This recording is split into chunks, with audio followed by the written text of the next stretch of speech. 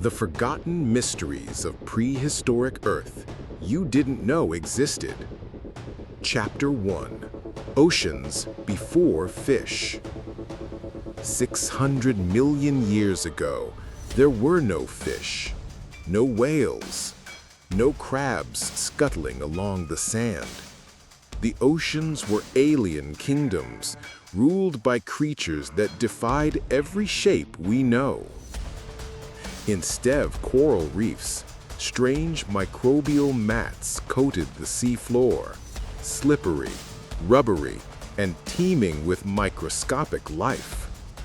One of the strangest creatures here was Dickinsonia, a flat, ribbed organism that looked like a quilt someone dropped into the ocean. No mouth, no eyes, no stomach. Was it an animal or something else entirely? This was the Ediacarian period, evolution's messy art studio where new body plans were tested and abandoned. And these oceans, they weren't blue.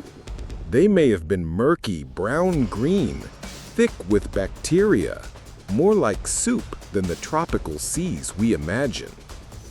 From this strange broth came the first nervous systems, the first muscles, the first whispers of predation. The oceans were quietly preparing for the explosion of life that would change the world forever. Chapter 2. The Age of Giants Before Dinosaurs. Before the dinosaurs, Earth already had giants. The Carboniferous period was an age when oxygen levels soared, and with more oxygen came bigger life. Dragonflies with wingspans over 2 feet skimmed over still water. Millipedes longer than a car lurking at the water's edge. The plants were giants too, towering club mosses over 100 feet tall. Their trunks weren't wood, but soft, fibrous columns.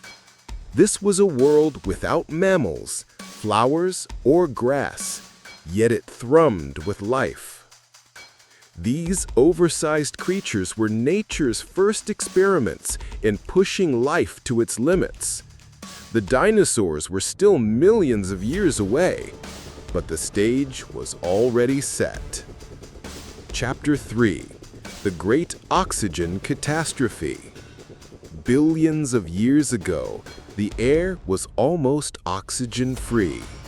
Life was simple, peaceful, until tiny organisms rewrote the rules.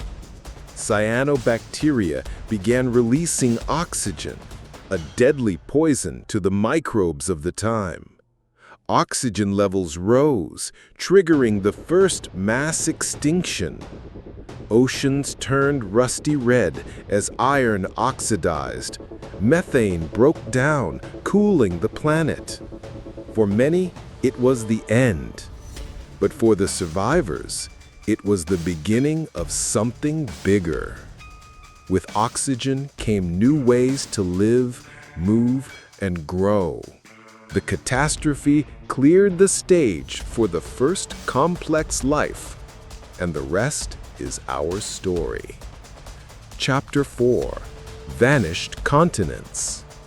We think of continents as unshakable, but Earth's surface is restless. Gondwana once ruled the southern hemisphere, holding Africa, South America, Antarctica, Australia, and India as one. Then, slowly, it tore apart. Zealandia, a hidden continent, lies almost entirely beneath the Pacific. Greater Adria was swallowed by Europe, leaving only mountain fragments.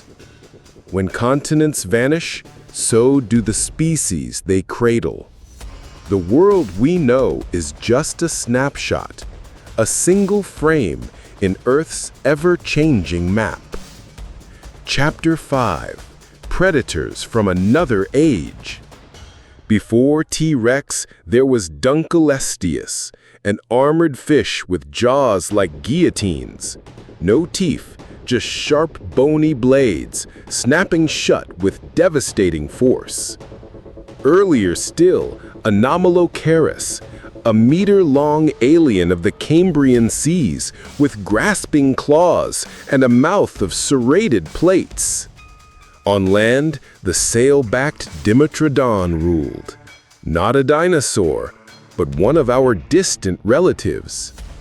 They weren't just killers, they were innovators, evolving the first great hunting strategies, shaping the predators that would follow for millions of years. Chapter 6: The Forests That Changed the World.